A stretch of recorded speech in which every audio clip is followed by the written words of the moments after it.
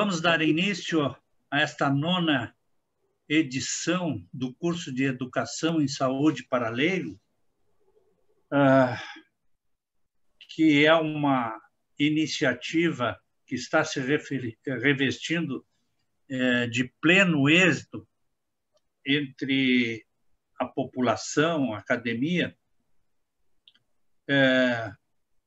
Primeiro, porque conta com a participação dos novos talentos. Para quem não sabe, Novos Talentos é um programa instituído a partir do ano passado que integra jovens lideranças do nosso meio acadêmico à academia e sempre orientados por um tutor. E são eles, esse é o detalhe importante, que estão ministrando essas aulas para este curso. E essas aulas têm uma outra característica, que é a qualidade. Isso é uma coisa também que, não digo que me surpreendeu, mas recalcou essa iniciativa. Nós estamos acumulando um material didático de suma importância, que está sendo canalizado para o YouTube, onde pode ser revisitado a qualquer hora e talvez aproveitado, certamente, eu diria, em promoções futuras da academia. Esse é uma característica muito importante. Bom, sem mais delongas, eu vou passar a palavra ao nosso idealizador, diretor deste curso, o acadêmico Luiz Lavinsky. Sejam todos bem-vindos, nos acompanhem nesta que eu considero será uma agradável manhã de sábado. Por favor, acadêmico. Obrigado, presidente Menck. Nós fazemos esses comentários porque no YouTube uma pessoa inicia com uma palestra, então esse repasso da ideia é feito em todas as sessões, e o professor Menck professor Menck já manifestou tudo, não vou ser redundante, só devo dizer da alegria de estarmos já na nona sessão, em que, como já foi dito, nós temos um patamar muito estável de qualidade em nível superior, e temos também visto ser cumprida a grande missão da academia oferecer algo concreto para a educação, para a saúde, para a população, ou seja, uma contribuição para a população de parte da academia. Eu apresento, alguém não deve me conhecer, é Luiz Lavinsky, vice-presidente e diretor desse programa.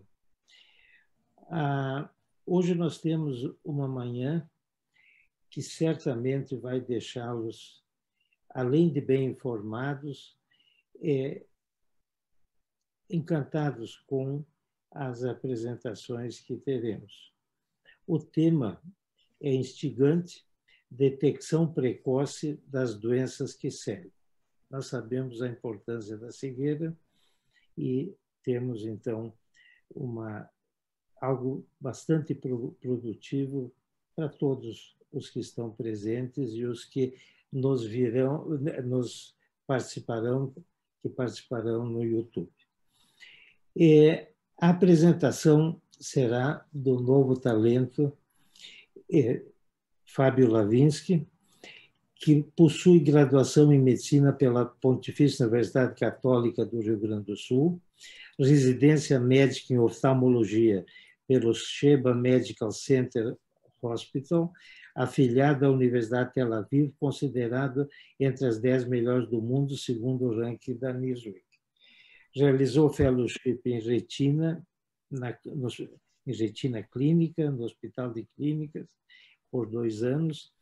Rotação no Laboratório de Ciências Básicas de Glaucoma no Sheba Medical Center, onde estudou modelos animais de glaucoma e senescência. Concluiu doutorado na Unifesp, cuja tese foi avaliação morfométrica da cabeça do nervo óptico utilizando um novo parâmetro, a hipotenusa da escavação vertical do nervo óptico com OCT de domínio espectral. O OCT, tomografia de coerência óptica, é a principal área de atuação assistencial do Dr. Fábio, bem como a área de interesse científico. Em 2016, foi a New York University realizar um Postdoctoral Research Fellowship sob orientação dos pesquisadores que inventaram esse OCT. Desde então, vem publicando artigos em revistas renomadas e capítulos de livros e participando em linhas de pesquisa de glaucoma e retina. Outras áreas de interesse é gestão. Concluiu o MBA na Fundação Getúlio Vargas e executivo em saúde. Recentemente foi selecionado em concurso de docente em oftalmologia na Unicinos, aqui no Rio Grande do Sul. Esse currículo já fala por si e o resto, o que vai falar, vai ser essa linda palestra que tenho certeza que teremos. Fábio, tens a palavra. Bom dia a todos. Obrigado pela apresentação. Vocês estão vendo a tela? Sim. Tá. Então, falaremos da detecção precoce das doenças que cegam. A presente aula tem como objetivo caracterizar, através de recursos clínicos e tecnológicos, as doenças prevalentes que causam a cegueira. Mas nós incluiremos também aspectos epidemiológicos e terapêuticos de cada.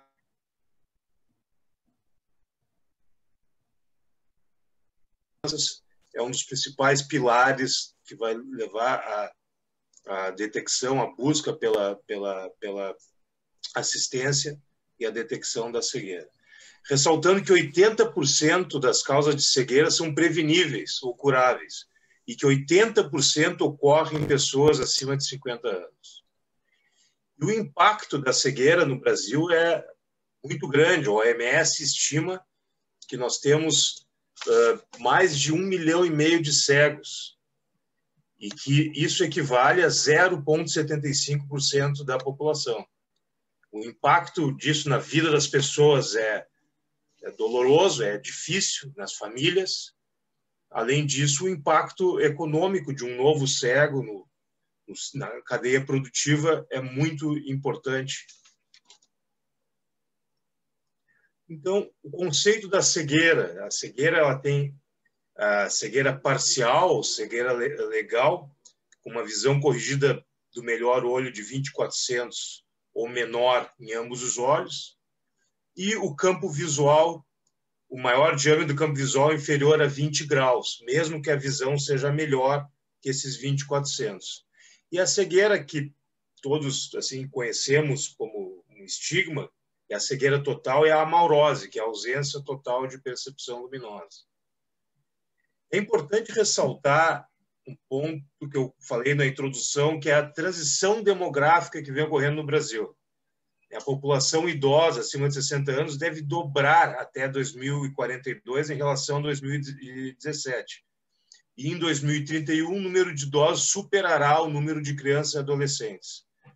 E a expectativa de vida do brasileiro está aumentando. Em 2030, a expectativa chegará a 78 anos, 78,33. Isso é importante porque as doenças que nós vamos falar, elas têm um impacto muito grande nesse setor, nesse extrato da população. E quais são essas principais causas de cegueira e baixa visão no adulto? Glaucoma, a degeneração macular relacionada à idade, o descolamento de retina, a catarata e a retinopatia diabética. Vamos falar um pouco dessas patologias exatamente para compreendermos a dimensão que elas têm e o espectro clínico e epidemiológico delas. O glaucoma, então, será nosso primeiro tema. O que é o glaucoma? O glaucoma é uma neuropatia óptica, uma doença neurodegenerativa caracterizada por degeneração das células ganglionares da retina, que vão gerar padrões de atrofias típico de escavação do nervo óptico. E essa neurodegeneração vai gerar uma perda da função visual, que é testada com o campo visual. A pressão intraocular, ela não é o conceito do glaucoma, mas ela é o principal fator de risco e o único fator de risco tratável. Então, ela é muito importante também nessa doença. O impacto epidemiológico no glaucoma é gigantesco. 5,1 milhões de pessoas têm essa doença e a prevalência global entre indivíduos entre 40 e 80 anos é 3,54%. Há um aumento, um estudo mostrou um aumento da estimativa de pacientes com glaucoma no mundo. Né?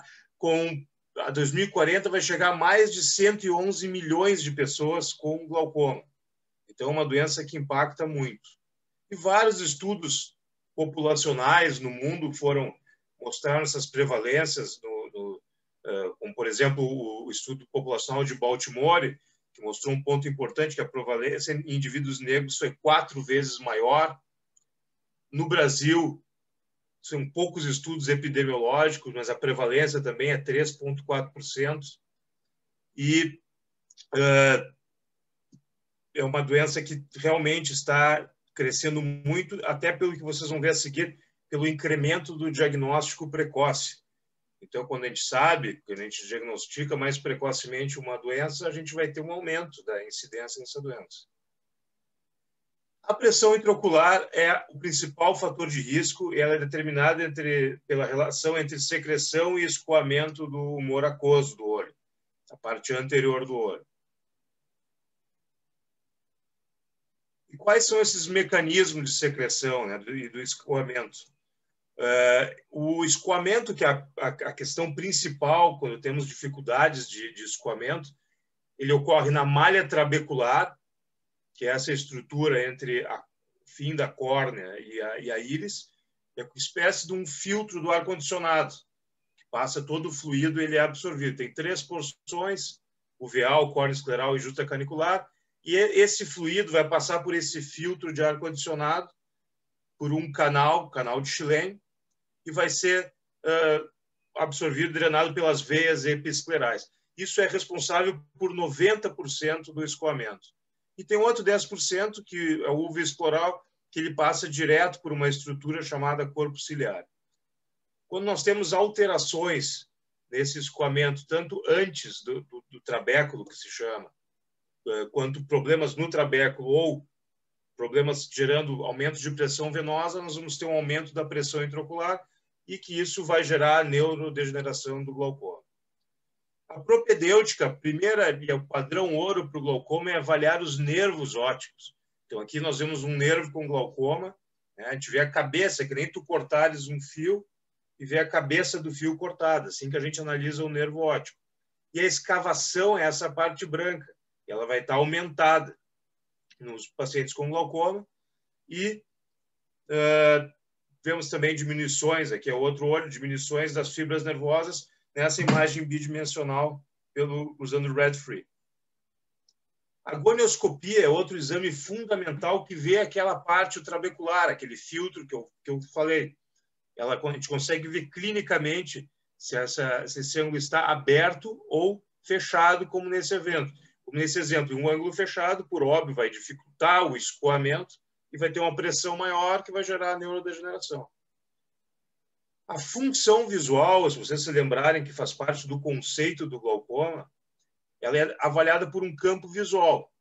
Esse aqui é o campo mais conhecido, o perímetro de Humphrey, onde as pessoas veem estímulos visuais, luzinhas, por todo o seu perímetro, o seu campo visual. Quando enxergam, vão apertando os pontos e depois ela vai comparar com as pessoas da mesma idade.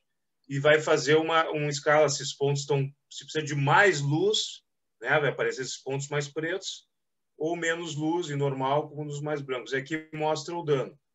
E esse é um novo aparelho para fazer essa avaliação funcional, que é o perímetro fundoscópico de Compass, que ele faz uma coisa interessante, que é sobrepor a função, aqui são as funções em decibéis, sobre a estrutura. Então, essas áreas mais vermelhas, mais alteradas, significativamente, são áreas de função alterada.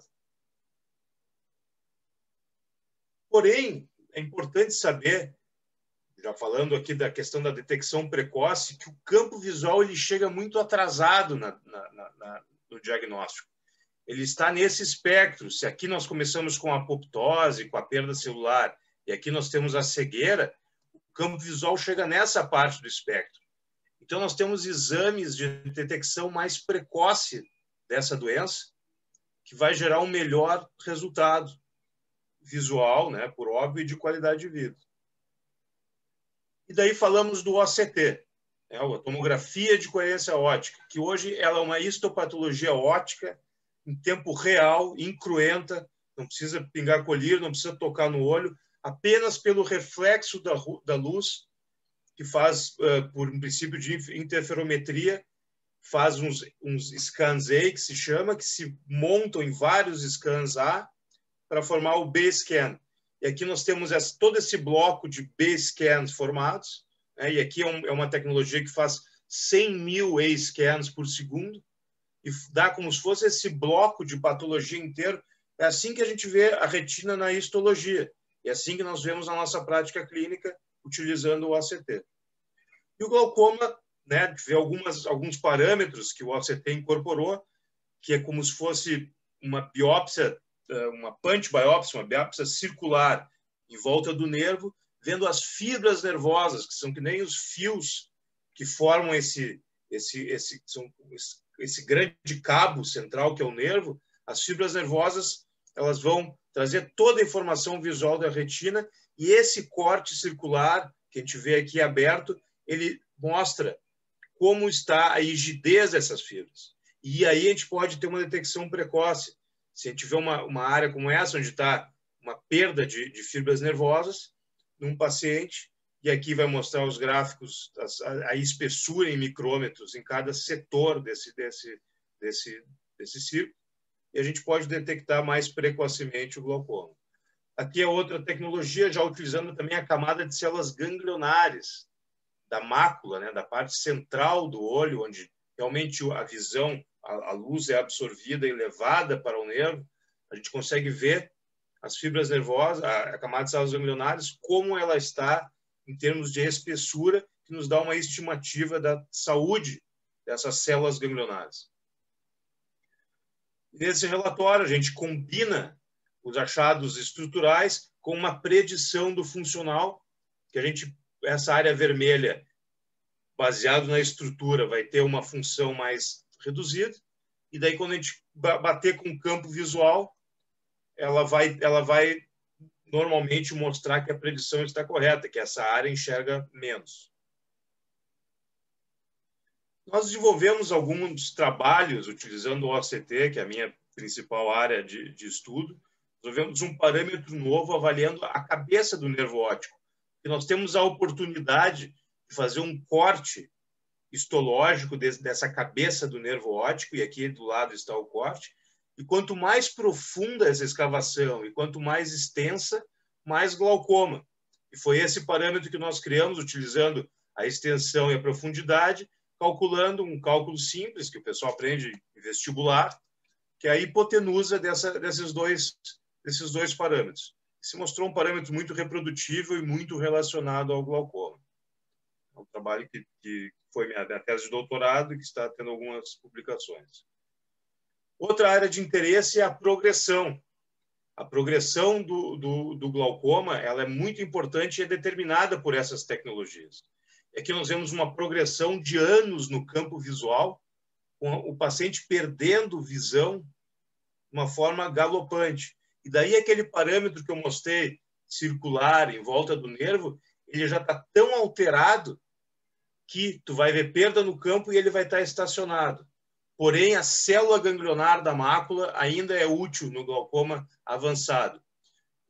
se a gente está falando em glaucoma avançado, o que tem a ver com prevenção de cegueira? É que é exatamente esse subgrupo que, infelizmente, vai evoluir para a cegueira. Então, aí está um parâmetro do OCT que a gente tem que continuar examinando, a mácula, o nervo, porque aquelas fibras nervosas já vão estar no que se chama floor effect, efeito piso. Essa área da mácula, também nos glaucomas avançados, em outro estudo nosso, mostrou que as outras camadas específicas da retina, como a camada nuclear interna e a camada vai estar espessada, e a camada nuclear externa afinada nesses glaucomas avançados que podem evoluir para a cegueira. Esse é outro artigo importante que fala de todos os parâmetros diagnósticos e o futuro deles para detectar o glaucoma e a sua progressão, trabalho publicado na Ophthalmology. E quais são os tipos de glaucoma? Os tipos básicos. O glaucoma tem vários sobrenomes. Tem vários glaucomas secundários, várias causas de glaucoma. Vamos falar de alguns que é importante a população conhecer. O de ângulo aberto primário, sem causa secundária, a forma mais prevalente, ele é crônico e insidioso. O tempo joga a nosso favor nesse tipo de glaucoma. E adultos vão ter uma pressão elevada, um ângulo aberto, aquele filtro, a gente vai conseguir enxergar com o exame de gonioscopia, porém vai ter achados de nervo óptico e alterações no campo típicas. Há também um glaucoma de pressão normal, e que isso é muito traiçoeiro, porque se você medir a pressão, ela vai estar normal, e a pessoa pode achar que não tem glaucoma, porém tem a neurodegeneração, e o pré-perimétrico, que é quando o campo ainda não mostra sinais. Tem vários fatores de risco étnicos, como já mostrei, pacientes da raça negra têm mais prevalência, diabetes, oclusão de veia central, hipotensão sistêmica, não hipotensão, porque os vasos que irrigam o nervo são muito fininhos, e quando a pessoa tem hipotensões durante a noite, pode ter insulto nessa estrutura tão pequena que é o nervo e as suas fibras, e a miopia. O de ângulo fechado nós também temos que conhecer. Eles têm 3 tipos, quando é suspeito, quando tem 180 a 270 graus daquela malha trabecular fechada, o ângulo quando é fechado primário, sem neurodegenerativo, e glaucoma, quando todo esse processo gera dano. Às vezes esse processo ele ainda não gerou dano, mas ele pode, em alguns casos, gerar uma emergência, que é um glaucoma agudo de ângulo fechado. Ele é muito sintomático, e isso as pessoas têm que conhecer, que ele gera dor, alteração visual, às vezes um olho vermelho, uma pupila maior que a outra, cefaleia, dor de cabeça, vômito, náusea.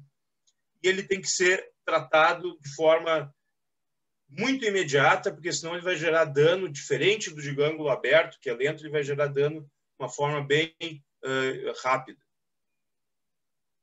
O congênito temos que conhecer também, às vezes as crianças nascem, isso é a importância dessa detecção precoce do glaucoma congênito, já com o teste do olhinho, muito cedo, já no berçário, tem que examinar isso, porque a visão dessa criança e a não cegueira dela, a não limitação da função visual dela vai depender desse exame precoce. Os tratamentos são medicamentosos, são várias classes que nós usamos, e todos eles têm o mesmo objetivo. Né? Os tratamentos medicamentosos, tanto o tratamento a laser e o cirúrgico é baixar a pressão, que é, como eu falei, o único fator de risco tratável. Alguns tratamentos se mostraram neuroprotetores, protegendo os nervos, mas o que a gente trata ainda é a pressão. Então, nós vamos ter alguns tipos de laser, o IAG, que ele faz um buraquinho na íris, que é o colorido do olho, exatamente para gerar uma via alternativa de escoamento, né, para gerar aquele bloqueio pupilar com o escoamento fechado daquela malha, que eu chamei de filtro, para vocês entenderem. A gente faz esse buraquinho com o IAG laser. E a trabeculoplastia, antigamente era não seletiva, que ela gerava ablação nesse filtro. Né? Isso aqui é uma foto de microscopia eletrônica desse trabéculo, aquele filtro onde passa o fluido, onde é drenado o fluido. E aqui é a seletiva, nesse aparelho aqui que vocês podem ver, que está disponível para as pessoas fazerem. Ela não é destrutiva. Tá? Então, ela baixa a pressão, estudos mostraram que ela baixa a pressão de forma muito semelhante aos colírios. Tá? E o tratamento cirúrgico, tem alguns tipos, né? Tem uma parte extensa, mas 3 tipos básicos: a trabeculotomia, que gera uma fístula que permite que o humor aquoso vá para o espaço subtenoniano, que é embaixo daqui, fazendo um bypass dessa área. Implantes de drenagem, né, criam comunicações entre a câmara anterior e o espaço subtenoniano, e mix com as novas cirurgias no ângulo e minimamente invasivas. Então, tem coisas que se usa, isso vai se fazendo progressivamente. Quando você não consegue baixar a pressão-alvo com algum dos tratamentos, você usa esses tratamentos mais invasivos. E o objetivo é exatamente esse, é preservar a função. Aqui nesse gráfico, onde o ponto final dele é a cegueira, e na vida é a idade até a morte, a gente não quer que seja o gráfico E, que a pessoa numa idade jovem já tenha a função visual alterada, já seja sintomática, não consiga fazer coisas, não consiga dirigir, por exemplo, e também que não chegue à cegueira. E nem esse aqui C, onde antes de morrer a pessoa vai estar muito já comprometida. A gente quer com um tratamento que, como é uma doença degenerativa, sempre vai ter um pouco de perda, mas que ele esteja no A, né? Que seja um aclive praticamente reto. Então, esse é o grande objetivo do tratamento. Agora, passando para outra doença muito importante, que é a degeneração macular relacionada à idade. 10 a 13% dos adultos acima de 65 anos vão ter uma prevalência global ainda maior, de 8,7%. E vai ter 2 tipos. Vai ter a degeneração macular, AMD, em inglês de Age-Related Macular Degeneration, seca, que é 85% dos casos, e a úmida, neovascular, 15% dos casos. Sendo que a neovascular vai ser responsável por 90% das perdas visuais. E as formas clínicas são a seca, né? Vai ter uma baixa de acuidade visual lenta e assimétrica, mácula com alterações de pigmento, áreas de redução e outras com proliferação pigmentar, e exudativa. E daí é importante conhecer alguns sintomas. Um deles, por exemplo, é a metamorfopsia, que é quando a gente vê linhas tortas. Você pega linhas verticais e vê que elas estão tortas no centro da visão. Isso é um sintoma que tem que fazer um exame mais aprofundado dos olhos para ver se não tem, principalmente uma pessoa, por óbvio, uma pessoa idosa, se não está tendo essa condição. E se faz uma propedêutica com biomicroscopia para avaliar outros achados também, descolamento seroso da retina, hemorragias, exudatos. Fatores de risco. Preveníveis, o tabagismo, de novo, ele é o grande vilão. Eu tenho certeza que em outras aulas que me precederam e que me sucederão, se fala do tabagismo como um grande vilão. E nessa doença também ele já é demonstrado que é um fator de risco muito importante. Alguns hábitos alimentares foram descritos, né? Atividades físicas e saúde cardiovascular, e não preveníveis, né? Que é a idade, raça, pessoas caucasianas têm mais propensão, e fatores genéticos também. Na propedêutica, nós temos, de novo, a utilização da foto colorida, né? Para vermos achados clínicos, porém, o ACT, novamente, ele entra como parte fundamental desse arsenal.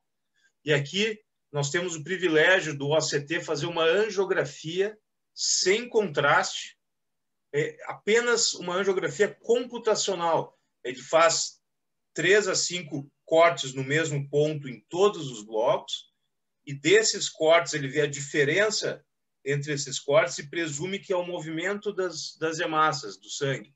E daí ele monta computacionalmente os vasos sanguíneos, sem injeção, sem efeitos colaterais. E aqui nós temos uma neovascularização de coroide, né? Vista, um achado importante da DMRI exudativa. E aqui nós temos essa neovascularização demonstrada pelo ACT como se fosse uma biópsia mesmo, como se estivesse tirando o olho da pessoa sem tocar no olho.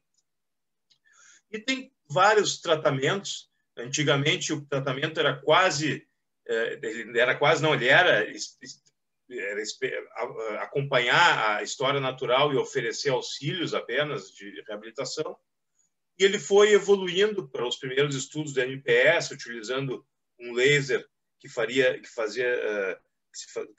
se fazia diretamente na lesão, mas ele gerava muita cicatrização e recorrência. No ano 2000, teve uma grande revolução, que foi a terapia fotodinâmica, que ele finalmente conseguiu reduzir, como a gente faz no glaucoma, ele reduzia a perda visual, mas os pacientes, alguns não tinham benefício. E daí, dessa revolução, veio outra revolução mais importante ainda, que foram os agentes anti-VEGF. E a partir de então, se começou a ter benefícios visuais, ganho de linhas, de letras na visão. E os agentes anti-VEGF que estão disponíveis tiveram nesse histórico, começou com Pegaptanib, que hoje já não é mais disponível, e a partir daí o Bevacizumab, o Avastin, o Ranibizumab, o Lucentis e a Aflibercept, o Eylea, são utilizados até hoje nas estratégias, são para aquelas pessoas que passam por isso, que conhecem parentes, são aquelas injeções intraoculares que os pacientes com a DMRI exudativa têm que fazer para controlar e ganhar visão e não deixar também a doença progredir. Esses são 2 estudos importantes, né? Mostrando o ANCHOR, que é um estudo clássico, mostrando esse ganho de letras que eu comentei anteriormente, numa das drogas label, né? O Bevacizumab é off-label, ele não é label, mas as drogas feitas para isso são o Lucentis e o Eylea. E também o Eylea demonstrando esse ganho de letras. Aqui, para vocês poderem apreciar o procedimento, é um procedimento muito simples, muito tranquilo, se faz asepsia, preferivelmente em bloco cirúrgico. Nossa prática aqui é fazer em bloco cirúrgico, por isso nós temos um índice quase nulo de complicações por fazer em bloco cirúrgico. Então, essa é a injeção, esse é o procedimento. E a partir do advento, e por isso que eu usei o termo revolução, a partir do advento desse tratamento, no mundo inteiro teve uma redução de cegueira, né, por essa causa. E por isso que é muito importante, a gente vai longe no tema e volta para a prevenção.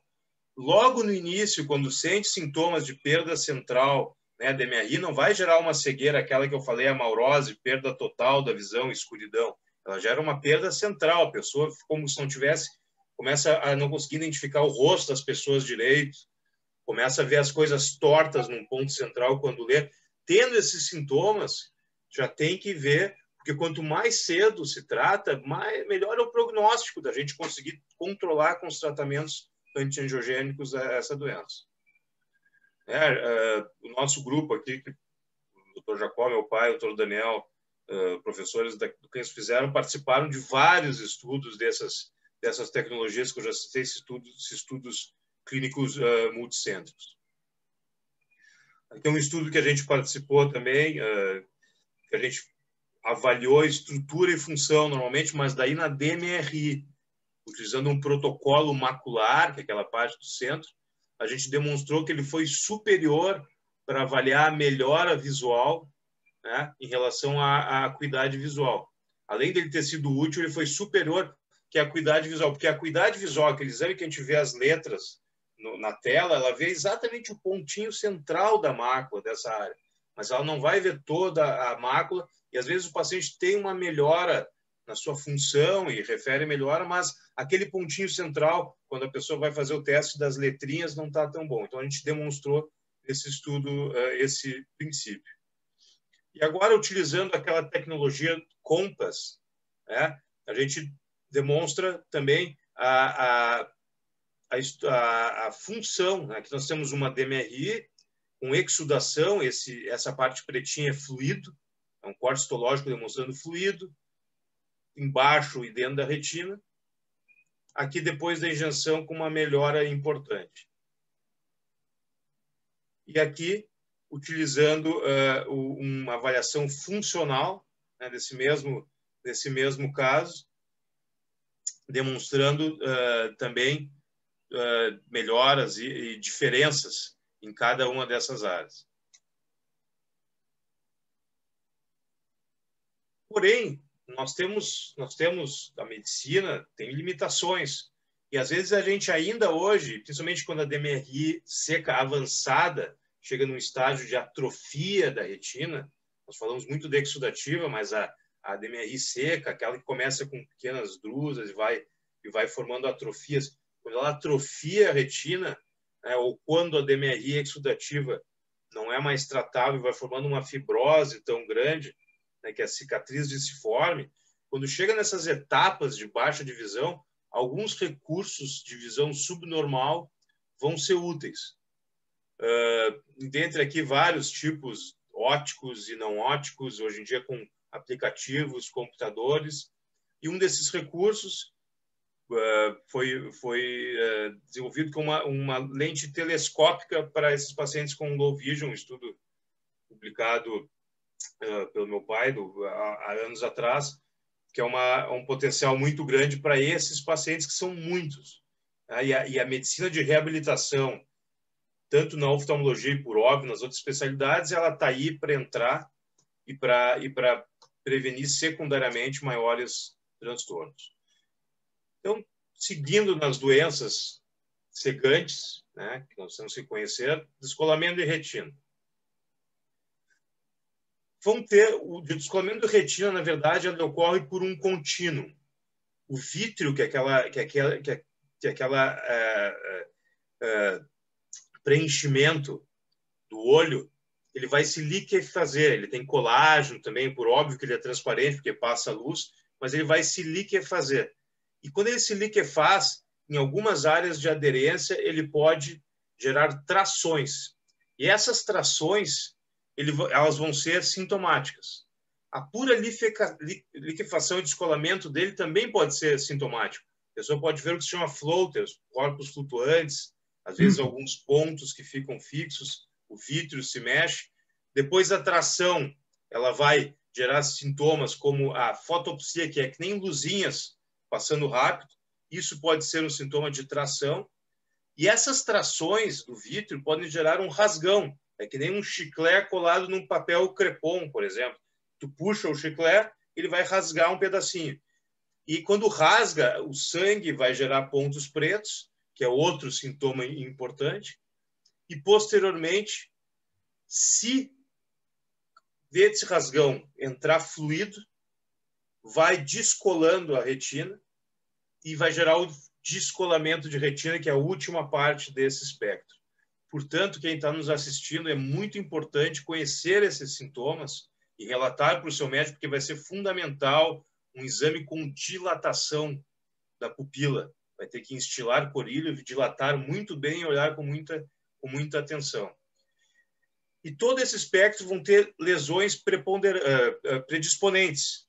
Então, aqui nós temos um exemplo dela, que são as degenerações microcísticas, que normalmente, nesse caso, não vão gerar descolamento, elas podem confluir, gerar, às vezes, o que chama de esquises, que é quando não tem o descolamento total da retina, e sim as camadas no meio delas vão estar separadas. A degeneração Parkinson também ela é um tipo de degeneração que não predispõe muito a rupturas e a rasgões, porque ela já está atrofiada ali. Ela não vai ter aquele componente de puxar. A entreliça já é uma degeneração mais importante. Aqui nós vemos um exemplo clínico dela.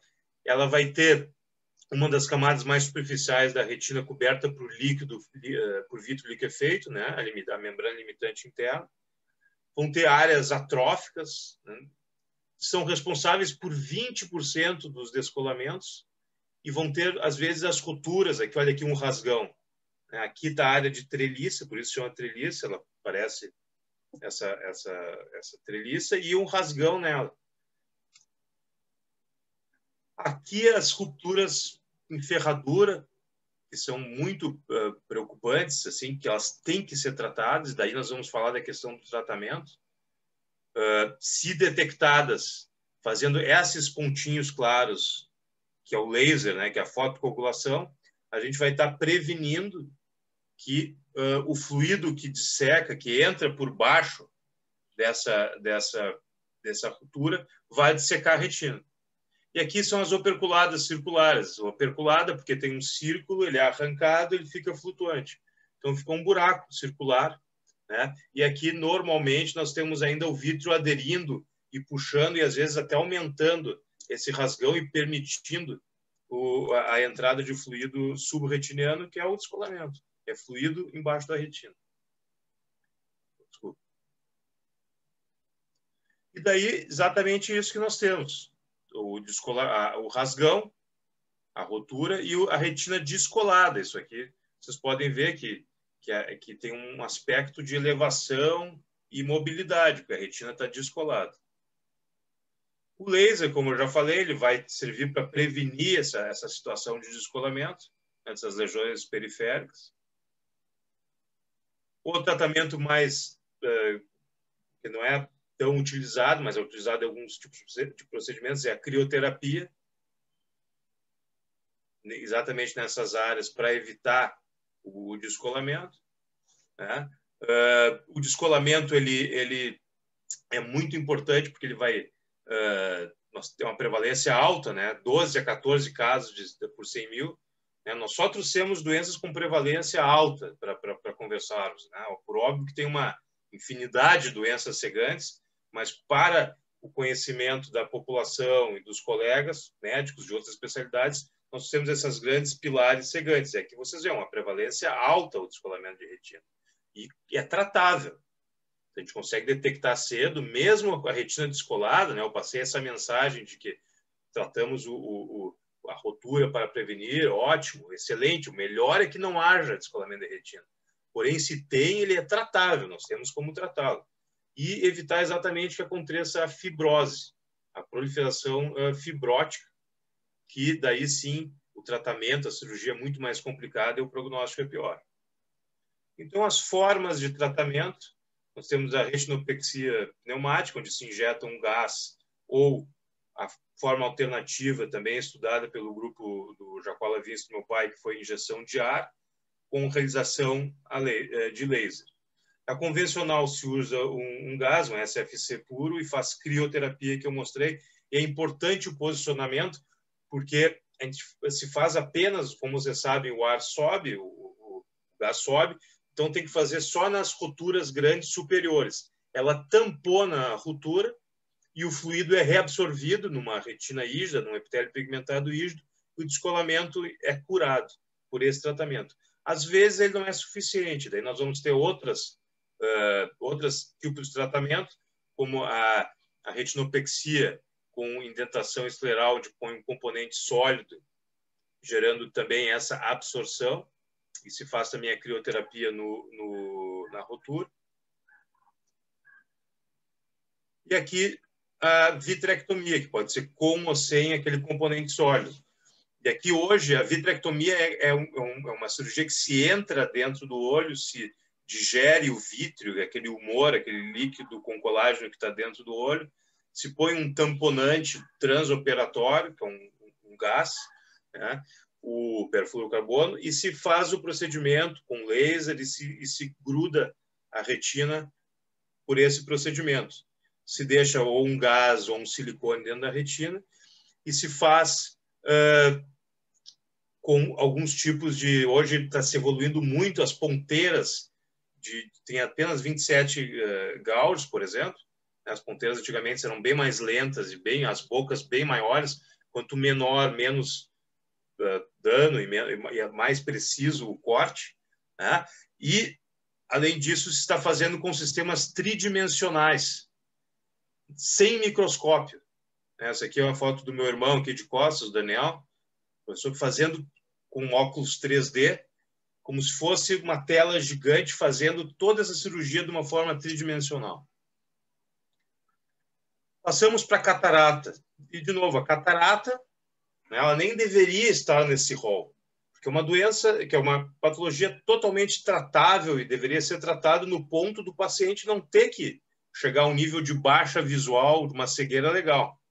Porém, tanto em alguns umas localidades do nosso meio, como nos países em desenvolvimento, ainda a catarata é uma causa importante de cegueira, pasmem. No passado e no presente também, no passado, que eu digo porque se iniciaram campanhas de cirurgia de catarata, e essas campanhas, né, foram tendo uma grande evolução com o tempo, e elas geralmente elas estão provendo uma resolução parcial e adequada dessa patologia. O meu pai foi um dos pioneiros nessas campanhas aqui no Rio Grande do Sul de cirurgias de catarata, quando presidente do Conselho Brasileiro de Oftalmologia. Cirurgias, mais de 4,3 milhões de cirurgias na Europa, no mundo 23 milhões. A prevalência, de novo, pelaquela questão da densidade demográfica, né, está pendendo, essa transição demográfica está pendendo a envelhecimento populacional, vai ter cada vez mais necessidade de se operar catarata, né? E 70% de prevalência em pessoas com mais de 85 anos, para quem chegar nessa idade sem ter operado ainda, porque a catarata está cada vez mais um procedimento de alta precisão, onde casos cada vez com menos gravidade, vamos dizer, ou mais avançados, são realizados com muito sucesso e muita precisão. São vários tipos, por óbvio que nós vamos focar mais na senil, né? Porém tem várias causas dessa opacificação do cristalino, que é a catarata.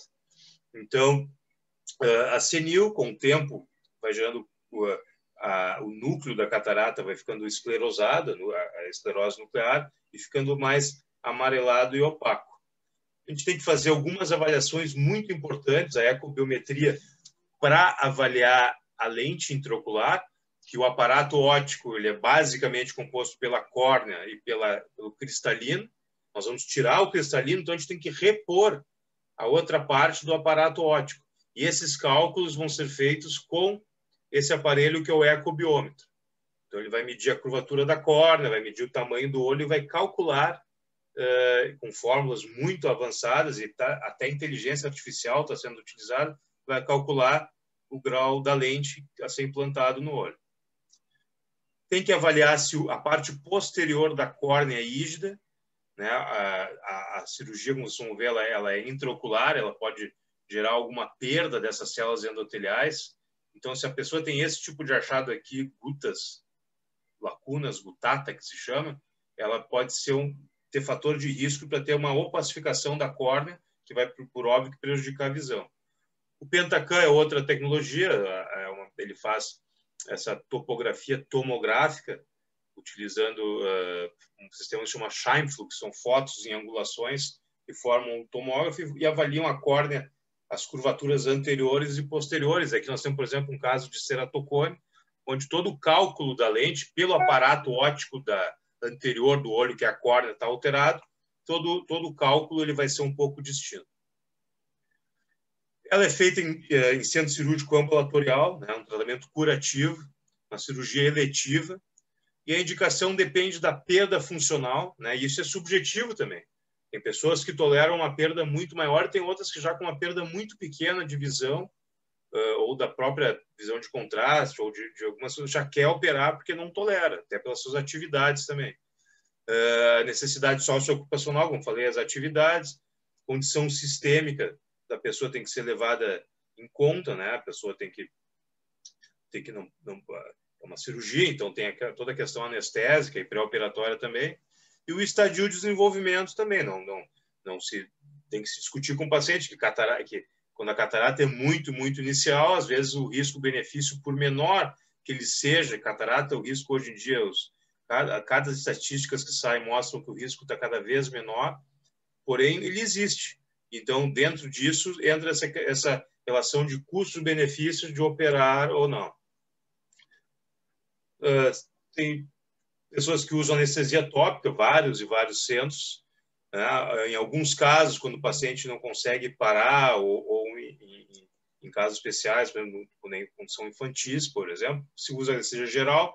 Porém, temos a peribulbar, que é uma anestesia local com essas características. Né? E se mostrou segura, até com estudos de potenciais evocados, também realizado no centro do Hospital de Clínicas pelo meu pai e seu grupo.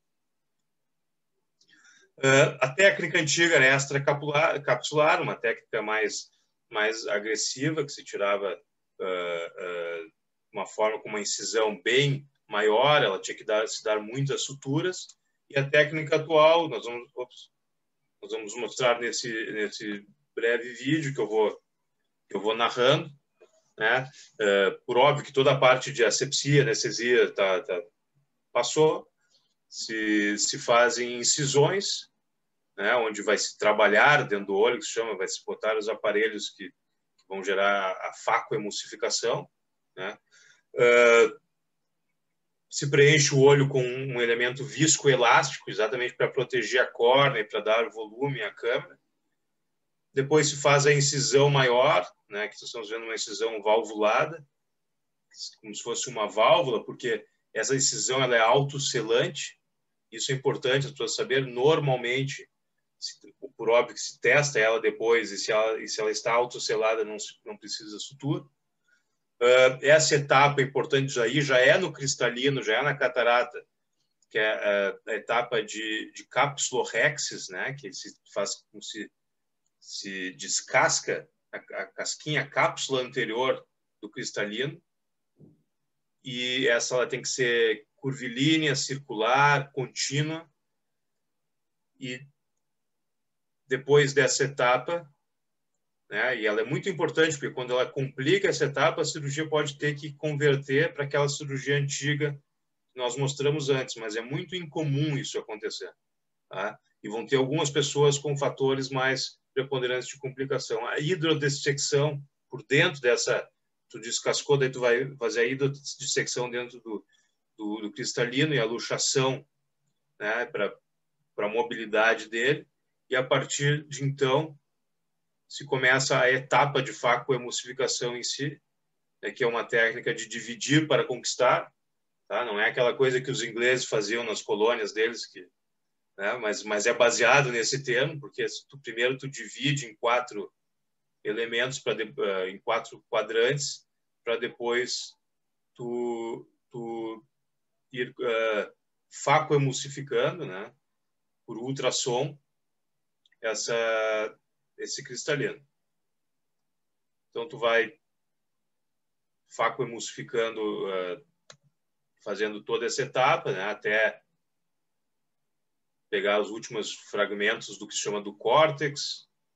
Depois tem um outro tipo de caneta que faz essa aspiração do córtex, que é muito importante, porque se permanece córtex pode ter bastante problemas, inflamações, problemas.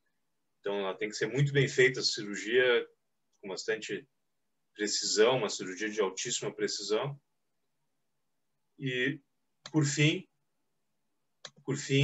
se implanta, por aquela incisão valvulada e maior, se implanta uma lente. Aquela que foi calculada ali atrás, se implanta ela dentro do que a gente chama do saco capsular, dentro do saco que sobrou do cristalino, se implanta ela e ela fica bem centralizada, bem bonita, e o paciente normalmente tem uma visão muito, muito satisfatória e quando dá tudo certo. Agora, então, depois de mostrarmos a catarata, que normalmente tem um final feliz, né, com a cirurgia, vamos mostrar uma doença que envolve muito a parte sistêmica. E, às vezes, infelizmente, quando ela não é controlada, a parte sistêmica, o final não é tão feliz assim. É a retinopatia diabética. 300 milhões de pessoas terão diabetes até 2025, 5,4% da população mundial. 36% dos diabéticos acima de 40 anos desenvolverão retinopatia. 93 milhões de pessoas. Então, pensa que todos os diabéticos, 36% vão ter algum tipo de problema na retina. E daí vem a detecção precoce. Esses pacientes diabéticos eles têm que ser examinados por um oftalmologista e fazer uma fotografia que documente para exatamente ter esse segmento e já precocemente poder tratar as complicações. No Brasil, 5,3% da população tem diabetes. E além daquela transição demográfica da idade, Nós temos o fenômeno que é descrevido como transição epidemiológica do Brasil. O brasileiro está tendo uma melhor qualidade de vida, e isso vem também trazendo uma transição para doenças de países com melhor qualidade de vida e de expectativa de vida. Então, a diabetes está aumentando no Brasil por causa disso. Em 2025, esse número pode chegar a 19,7 milhões de brasileiros em diabetes, um aumento de 83%. E daí que eu falo aquela transição epidemiológica, desde 2003. E o risco de desenvolver retinopatia diabética, do diabetes tipo 1, 27% de 5 a 10 anos de doença, e acima de 10 anos, quase 90%. E nós estamos falando de pessoas jovens, né? Normalmente diabetes tipo 1. Diabetes tipo 2, 23% de 11 a 13 anos de doença, e acima de 16 anos de doença, 60% vão ter retinopatia diabética. Vários trials e vários estudos mostraram questões muito importantes. Na diabetes tipo 1, controle glicêmico estrito no DCCT mostrou 76% de redução na retinopatia. No UK-PDS, diabetes tipo 2, para cada 1% de redução da hemoglobina glicada, a incidência de retinopatia baixou 28%. Então, está tudo na mão da questão sistêmica, né? Os nossos colegas da atenção primária, da endocrinologia e das outras áreas de medicina, junto com a aderência da população e de uma cultura alimentar mais adequada, está na mão dessas pessoas evitar essa incidência, diminuir com uma melhor hemoglobina glicada.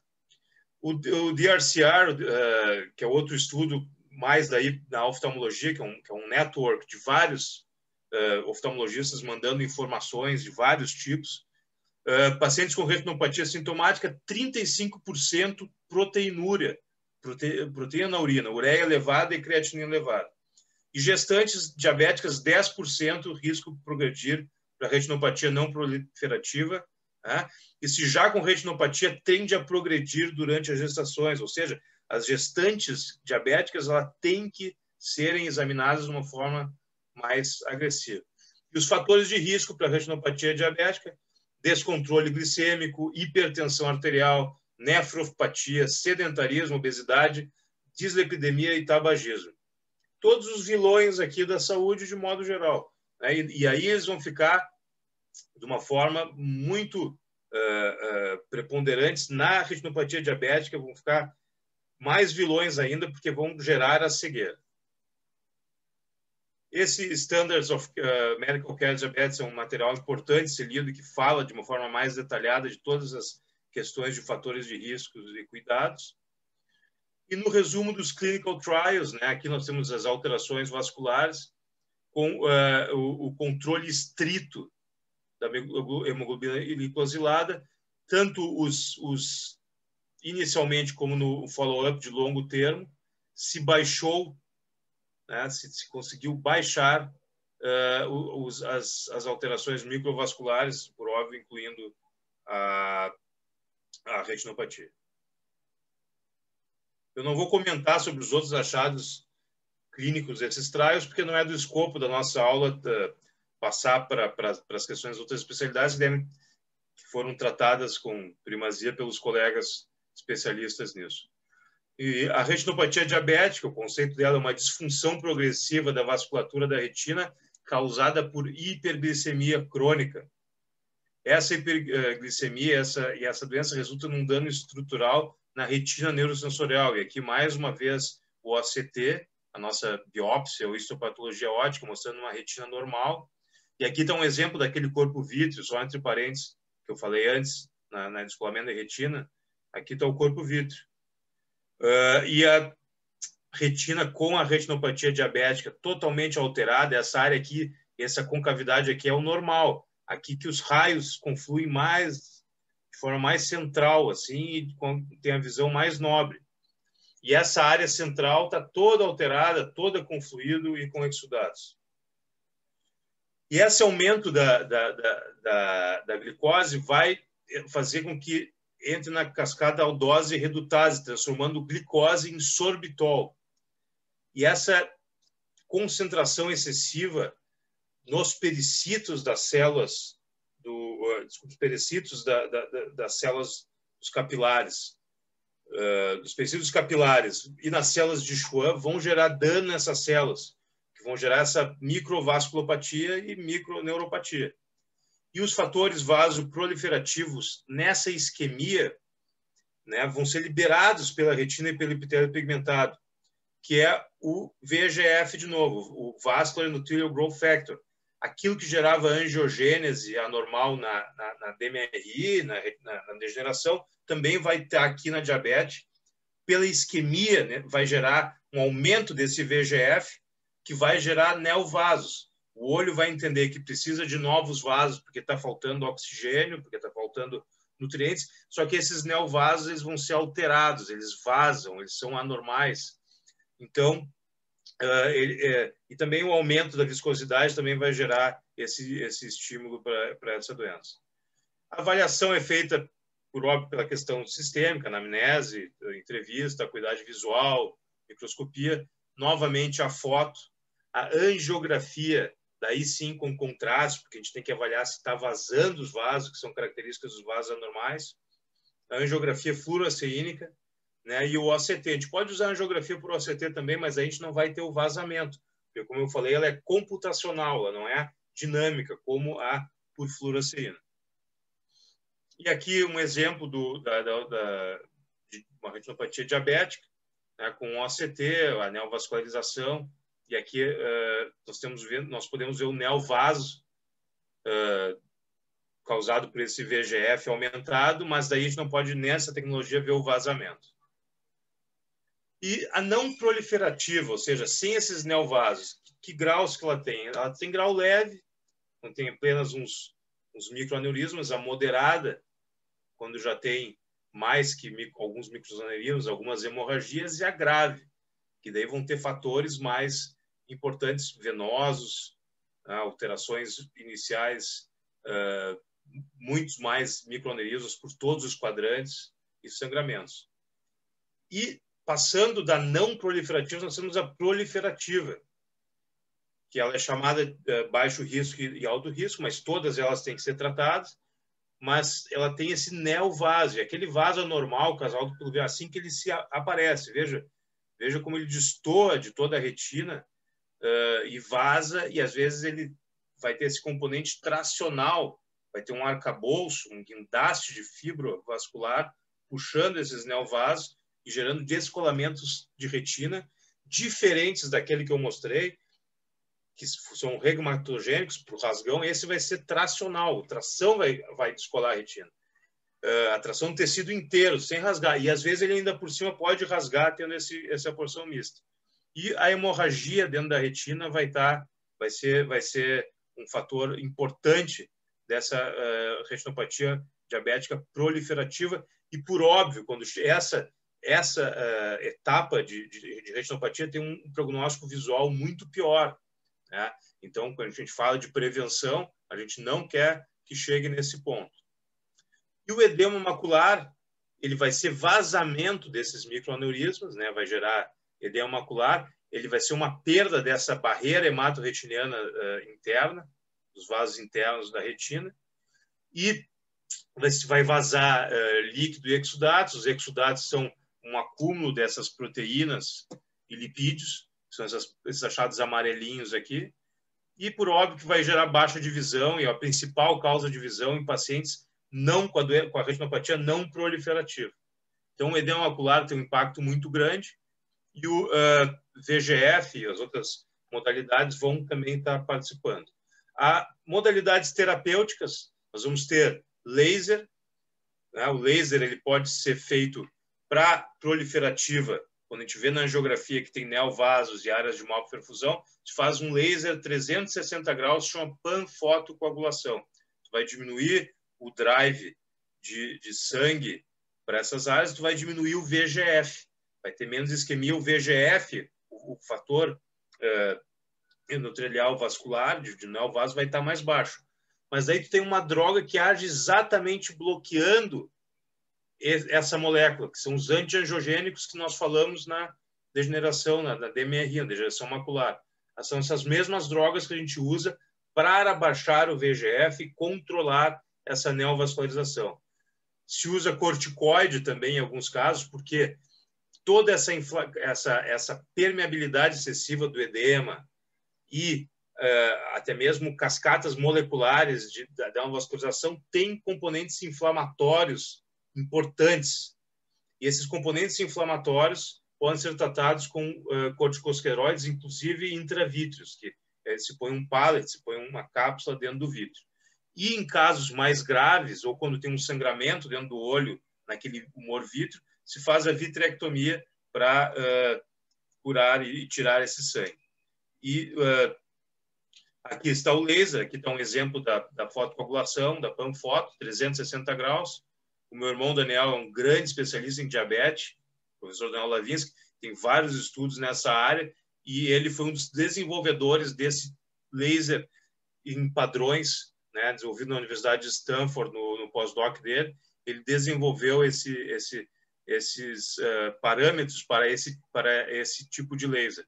Não o tratamento em si, não, mas a quantidade de laser e tudo, mas para utilizar na mácula, no caso. Não para o Panfoto. Só que aqui eu mostro um exemplo desse laser utilizado para Panfoto. E aqui vemos um caso óbvio, uma retinopatia proliferativa.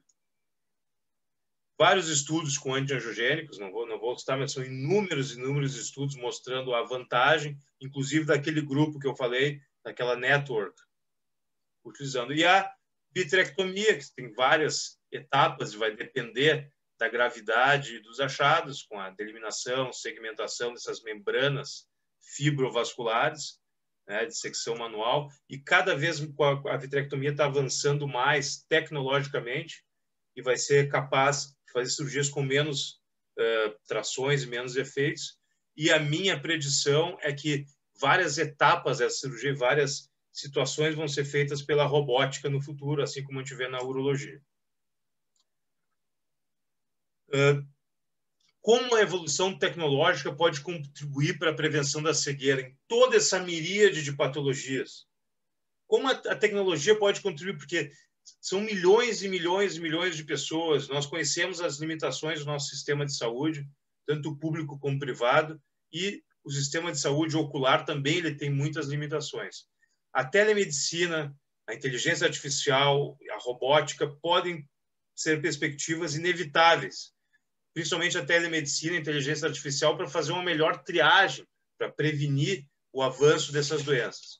Potencialmente, elas vão poder gerar decisões mais rápidas e mais eficientes, e o impacto de todos esses avanços que a gente vê, robótica, inteligência artificial e telemedicina, só vai ocorrer se esses avanços fazerem parte de uma política de inclusão, para que haja acesso universal dessas tecnologias, especialmente em áreas carentes. Né? Então, vai ser muito bacana tu ter esse acesso nos nossos hospitais de pontas, nossos centros de pontas, porém ele não vai responder às demandas que estão gerando cegueira de uma forma epidêmica ainda, infelizmente, no ano de 2020, mundialmente. E a detecção precoce está condicionada à avaliação regular dos pacientes e aplicação dessas tecnologias hoje disponíveis, para cada uma dessas doenças em particular. Porém, a principal lição que eu quero que fica é que a educação médica conheçam as doenças, conheçam o espectro das doenças, saibam que elas são detectáveis precocemente, saibam os seus sinais e sintomas, procurem atenção médica o mais breve, porque todas elas detectadas num espectro inicial vão ter um prognóstico muito melhor e, se quiçá, evitem a baixa visual, a cegueira legal e a cegueira total. Muito obrigado pela atenção. Muito bem. Nós tivemos um momento especial. Te felicito porque tu conseguiu, num tema tão complexo, dar clareza para a população, para médicos, e eu acho que até para alguns especialistas, se estivessem assistindo. te esmeraste bastante, mostraste realmente uma visão do que chegou a oftalmologia. Parabéns. E eu, dado ao horário, já passo direto, então, ao nosso acadêmico Jacó Lavinsky, que vai fazer comentários. Protocolarmente, vou falar do currículo, como fazemos em todos os apresentadores. Ele realizou residência e doutorado na Universidade Federal de Minas Gerais, fellowship em retina, Paris, Boston, Dallas e pós-doutorado clínico em pesquisa na Cleveland Clinic, fundador do Instituto de Oftalmologia Lavinsky, professor titular do Departamento de Oftalmologia e Otorrinolaringologia da URGS e foi chefe de serviço de oftalmo do Hospital de Clínicas por 20 anos. É presidente do Conselho Brasileiro de Oftalmologia, agora membro vitalício de um Conselho de Diretrizes e Gestão. Presidiu 4 congressos nacionais e 2 teve também a presidência de honra, proferiu 3 conferências magnas e teve 37 prêmios, 4 livros e um número significativo de artigos científicos. E coordenou e participou de várias campanhas assistenciais sociais. Então, claro que se nós fôssemos botar o currículo todo, nós teríamos algo muito extenso. Então, isso é o essencial e agradecemos por esse esforço de pai e filho de nos trazer algo tão consistente. Jacó, é contigo. Bom dia a todos os acadêmicos e acadêmicas, e dizendo que eu sinto muita emoção em estar participando desse evento junto com meu filho e por ter apreciado o que ele falou. Mas quando falamos sobre cegueira, sempre cabem reflexões. Todos reconhecem o significado da cegueira. Mesmo os mitos mais antigos da literatura trazem a cegueira sempre como castigo maior. Para avaliar o que ela significa, basta a gente fechar os olhos e vamos sentir o que os nossos pacientes estão sentindo. Eu tive uma vivência em Israel, me levaram para assistir para vivenciar uma atração, entre aspas, em que você passava por 4 ambientes de cegos, ambientes com escuridão absoluta, guiado por cegos. Olha, eu confesso que foi um dos momentos mais tensos que eu vivenciei, porque enquanto eu andava lá, eu comecei a lembrar dos meus pacientes. Eu acho que só se falar que a cegueira é importante não é suficiente, nós temos que sentir o que ela significa. E a quem cabe preveni-la? A todos. Todos somos responsáveis pela prevenção. Tem um aforisma que diz que o médico pode limitar o trabalho, mas não o conhecimento. Mesmo aqueles que não são da especialidade, eles são referência para os que estão próximos. Família, pacientes, amigos. E esses conhecimentos básicos são fundamentais para a prevenção. E eu afirmo e reafirmo o que o Fábio falou, que o conhecimento é a melhor estratégia da prevenção. As campanhas educativas funcionam mais do que as próprias campanhas assistenciais. E nós, quando vamos nos vincular à prevenção, temos que saber as tecnologias avançadas foram apresentadas, mas também as queixas principais simples que nos sinalizam a doença do paciente. Só para citar exemplo, também repetindo o que o Fábio já falou, quando o paciente diz que percebeu uma imagem deformada depois de uma mancha preta no centro, pense em DMRI. Se ele falar que viu clarões, relâmpagos, corpos flutuantes e perda de campo visual, pense em descolamento de retina. Se ele dissesse, olha, eu sempre usei de óculos para ler, e hoje, com 80 anos, estou lendo sem óculos. Só que a imagem ficou túrbida. Pense em catarata. Né? E aquele paciente que diz assim, olha, quando eu ando, eu bato nas pessoas, bato nas portas, e quando olho, eu tenho a sensação que estou olhando através de um tubo. Pense em glaucoma. Então, basta dar atenção para a queixa principal, nós já temos indícios importantes das patologias. E a prevenção, ela foi quantificada no início da aula do Fábio, dizendo que nós temos poder de ser efetivos em 80% dos casos, seja prevenindo, seja tratando. E por que esse sucesso assistencial atual? Não era assim. Primeiro, é a própria constituição do olho. O olho é um órgão translúcido, exposto, com parâmetros estáveis. Portanto, é uma estrutura passível de aplicação de todo o conhecimento científico e tecnológico. A gente pode lembrar que o laser teve seu primeiro uso na medicina, foi na oftalmologia.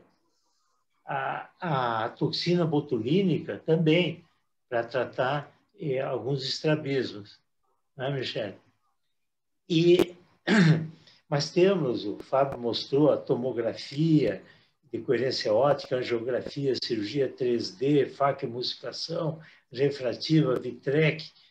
Mas um avanço nos últimos tempos que foi o controle da angiogênese e da antiangiogênese vascular. Isso tem repercussão para toda a medicina, mas começou pela oftalmologia. Tá? Justamente por ser um órgão translúcido e, portanto, um órgão experimental ético para desenvolvimento dessas tecnologias. E, finalmente, eu gostaria de comentar quem faz a prevenção da cegueira efetiva no Brasil. Em primeiro lugar, a oftalmologia. Nós somos 20 mil, hoje mais de 20 mil oftalmologistas equipados, bem preparados, e no dia a dia praticamos, com alguma limitação de acessibilidade. Se houvesse uma estrutura de acesso melhor, os 20 mil seriam mais que suficientes para atender todas as necessidades. Mas a outra força é o Conselho Brasileiro de Oftalmologia.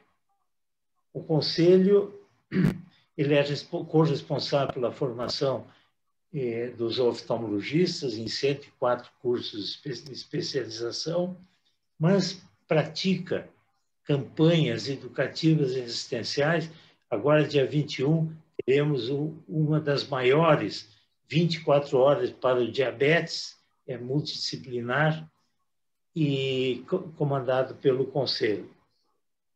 Nós tivemos a honra, em 94, de desencadear a primeira campanha de prevenção em parceria com o Ministério da Saúde, mas desde então o número foi muito grande, gerado pelo Conselho.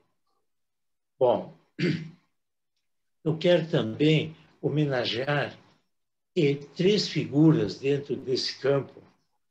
Um deles, talvez do conhecimento dos colegas, foi o professor Vitor de Brito, o primeiro professor de oftalmologia da nossa Faculdade de Medicina, que publicou um trabalho sobre profilaxia do glaucoma em 1905 e foi referência nacional e internacional. Em segundo lugar, homenagear o saudoso professor Luiz Assunção Osório, que eu o sucedi como professor titular, que publicou um trabalho em 69 sobre a cegueira na zona agrícola do Rio Grande do Sul. E, por último, o grande líder da oftalmologia brasileira, o professor Hilton Rocha, que criou uma grande escola em Minas, que eu me filio, e criou uma fundação com esse propósito, publicou vários livros, foi um gigante na prevenção da cegueira. E agora sim, finalizando, eu gostaria de citar uma reflexão de Schopenhauer, no século XVIII, falou: todo homem toma os limites do seu próprio campo de visão como os limites do mundo. Quer dizer, o que ele vê é o mundo que ele vive. Então, com isso, eu encerro, passo a palavra para o Luiz e agradeço a paciência de vocês. Bem, elogiar o irmão é meio esquisito, mas fechou com chave de ouro, com a tranquilidade de um professor experiente e fechou, como disse, de uma maneira que deu ênfase àquelas coisas que realmente interessam, que é a prevenção, e o Fábio conseguiu mostrar o nível que chegou a oftalmologia, que surpreende até a mim, que sou vizinho de porta de instituição, porque a gente ouve falar tudo isso, mas aprendi o que significa nessa aula. E ela será divulgada em faculdades, realmente esse esforço terá dividendos. No nosso, digamos, bate-papo, tem elogios à palestra de vocês. Eu vou citar de parte do professor Paulo Prates, Michel Lavinsky, Rogério Xavier, e possivelmente perguntas não hajam porque vocês esgotaram o assunto. Eu dou a palavra ao professor Menck para que dê o encerramento dessa brilhante sessão. Vocês viram que eu tinha razão quando eu disse no início que seria uma manhã muito agradável e proveitosa. Pai e filho, essa dupla aí nos proporcionaram um show de oftalmologia. E aí, Jacó Manfroy, eu lembro, quando eu fui fazer o meu estágio de oftalmologia há muitos e muitos anos na Santa Casa, dava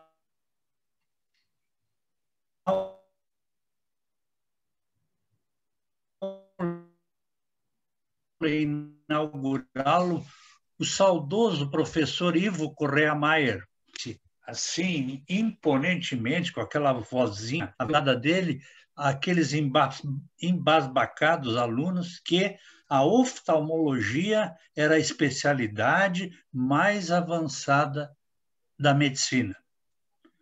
E eu acho que continua até hoje. E tudo isso por razões, ele disse na época, por quê? Porque o órgão, o olho é o órgão humano mais acessível que tem. E o Jacó acabou de dizer um órgão estável, translúcido.